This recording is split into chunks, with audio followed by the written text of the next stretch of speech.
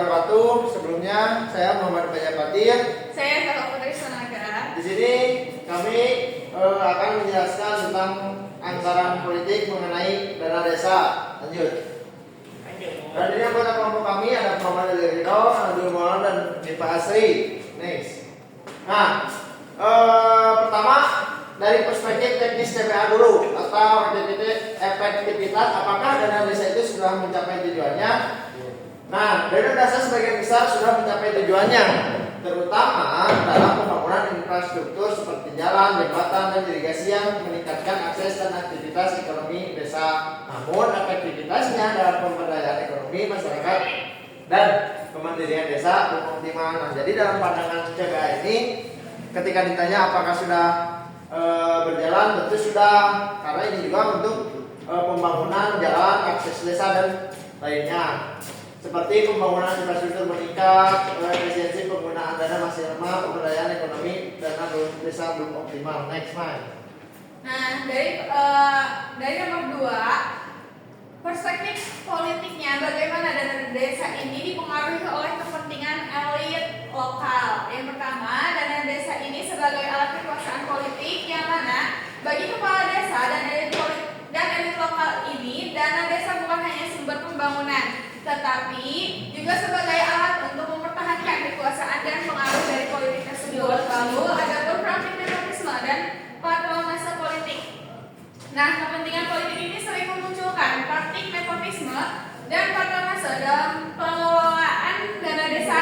Misalnya, desa seringkali diberikan kepada keluarga, teman dekat, atau tim sukses dari kepala desa tersebut. Selanjutnya, adapun lemahnya pengawasan dan transportasi, yang mana keterbatasan pengawas dari pemerintah pusat ini maupun dari masyarakatnya membuka peluang besar bagi penyalahgunaan dana. Misalnya, banyak masyarakat yang tidak tahu secara rinci berapa dana yang diterima dan digunakan oleh desa. Nah, selanjutnya ada dampak terhadap pembangunan desa. Akibat ikut campur tangan kepentingan politik ini, tujuan utamanya dana desa sering tidak tercapai. Misalnya, pembangunan tidak merata karena proyek lebih banyak diarahkan pada wilayah ataupun kelompok pendukungnya saja. Lalu selanjutnya, yang terakhir ada lemahnya pengawasan dan transportasi.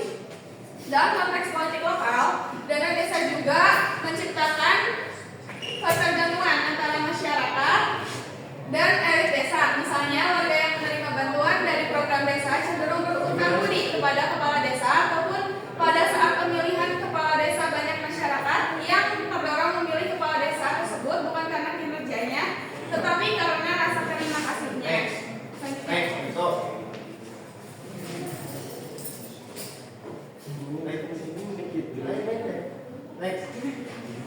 Dari perspektif institusional, mekanisme pengawasan apa yang bisa diperkuat.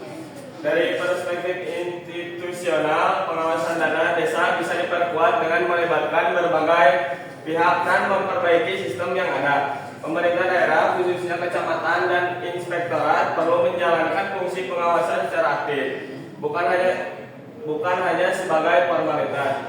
Partisipasi masyarakat juga penting, misalnya lewat BPD atau forum musyawarah desa, supaya ada kontrol dari bawah.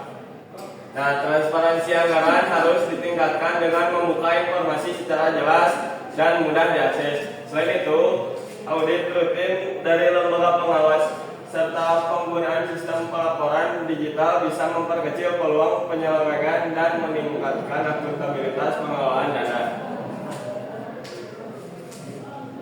Nah, jadi di sini ada pengawasan pemerintahan daerah, kecamatan, dan inspektorat perlu diperkuat. Libatkan masyarakat dan BPD dalam pengawasan. Tingkatkan transparansi anggaran desa. Lakukan audit rutin dan menyeluruh. Gunakan sistem pelaporan digital untuk mencegah manipulasi. Jadi ini adalah beberapa cara bagaimana supaya anggaran dana desa itu akurat dan juga efektif. Next. Terima kasih. Mungkin sekian dari kelompok kita terkait anggaran dana desa. semoga apa yang disampaikan bisa dipahami oleh rekan-rekan semua. Terima kasih. Assalamualaikum warahmatullahi wabarakatuh. Waalaikumsalam.